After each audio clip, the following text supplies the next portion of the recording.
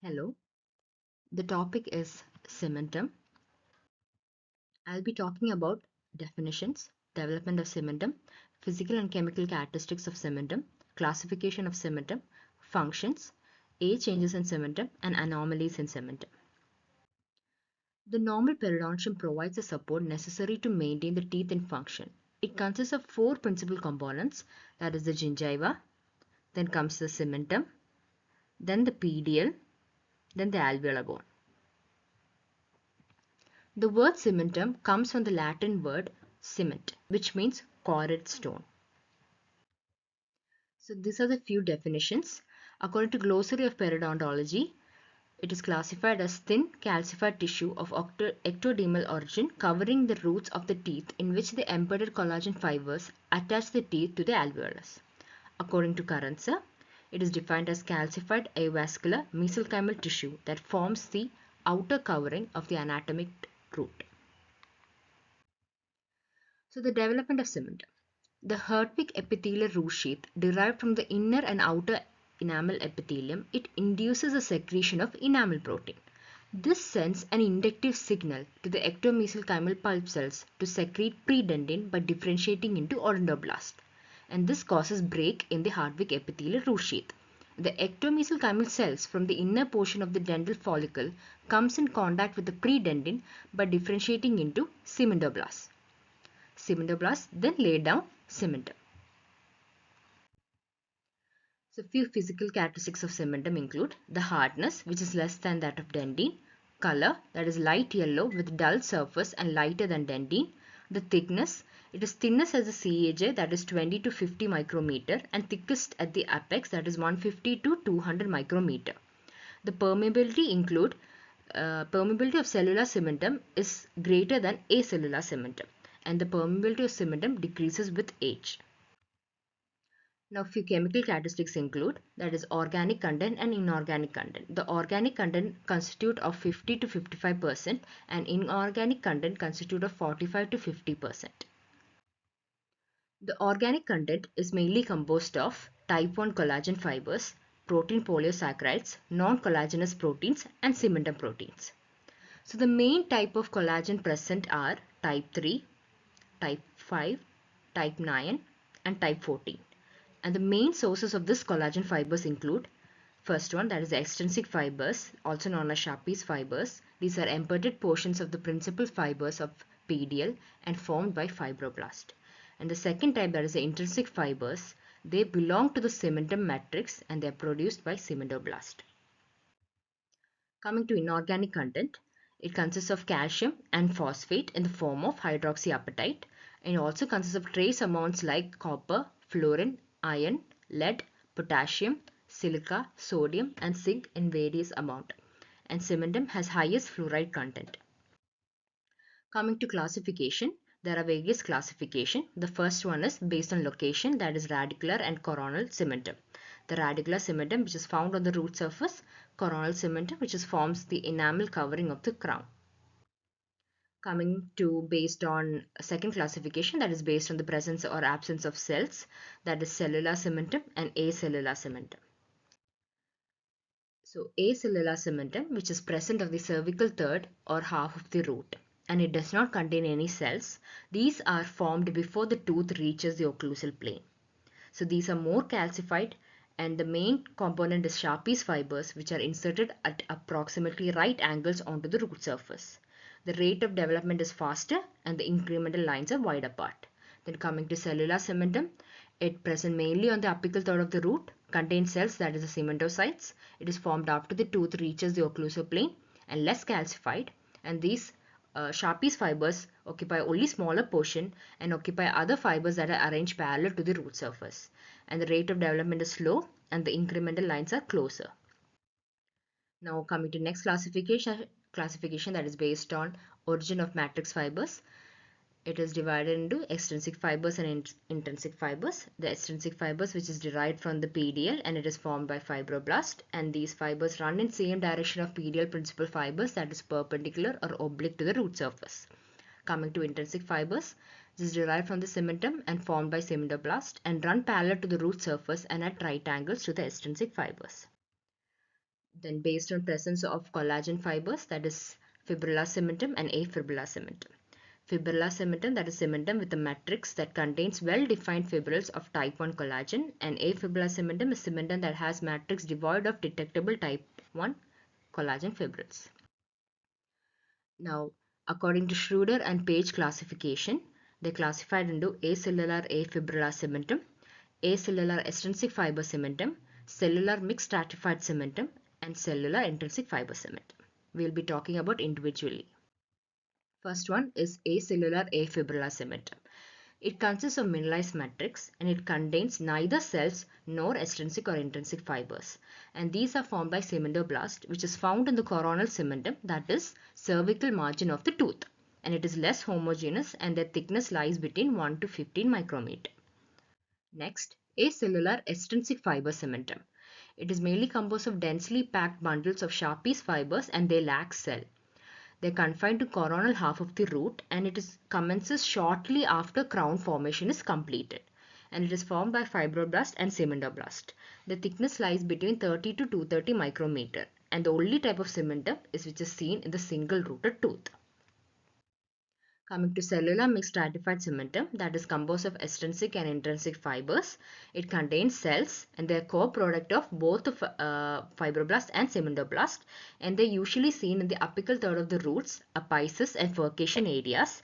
So, and the thickness is 100 to 1000 micrometer, and with light microscope it is easily identified because it includes cementocytes within the lacunae with processes in canalicula directed towards the pedial, and it gives a laminated structure. Next, cellular intrinsic fiber cementum.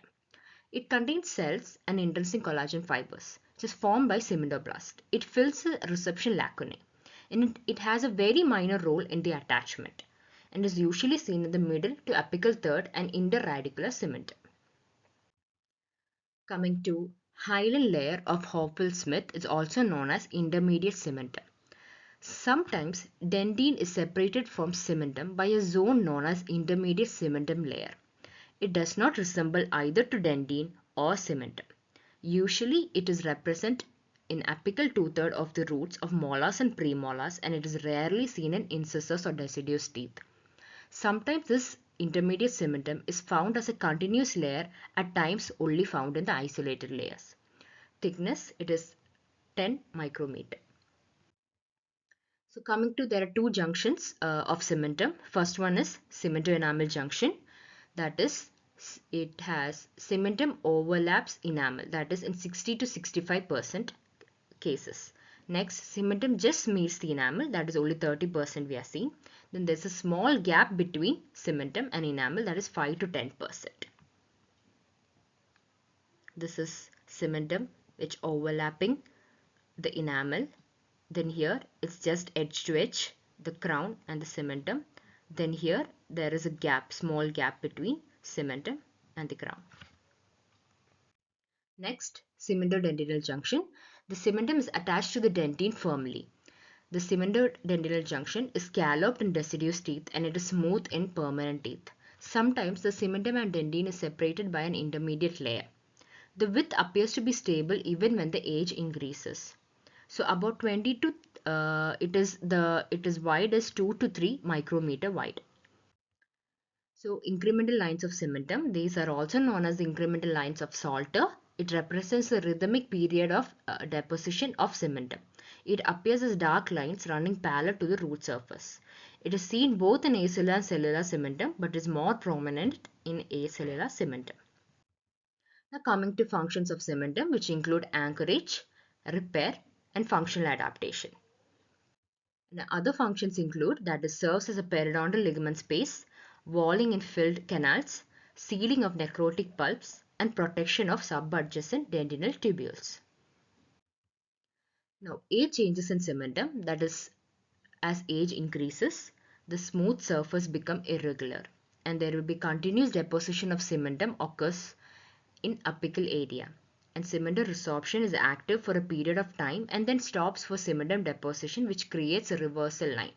The resorption of cementum occurs with aging, which is covered by cemental repair. Coming to anomalies of cementum, the first one we are talking about concurrence, which is a form of fusion which occurs after the root formation has been completed. Here the teeth are united by cementum only as a result of traumatic injury or crowding of the tooth. And the two roots are in approximate contact and they become fused by deposition of cementum between them and can occur before or after teeth has erupted or usually involves two teeth. Second, cementicles. These are globular masses of cellular cementum less than that is the diameter is less 0.05 mm, which forms within the periodontal ligament. And it may lie free within the periodontal ligament or become fused to the radicular cemental surface.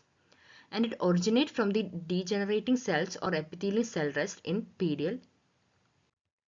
Coming to hypercementosis, it is an abnormal thickening of cementum. It is largely an age-related phenomenon. They may affect all the teeth of the dentition, that is generalized, or they can be confined to a single tooth or even affect only parts of one tooth, that is localized. The thickening of cementum is often observed on the teeth that are not in function.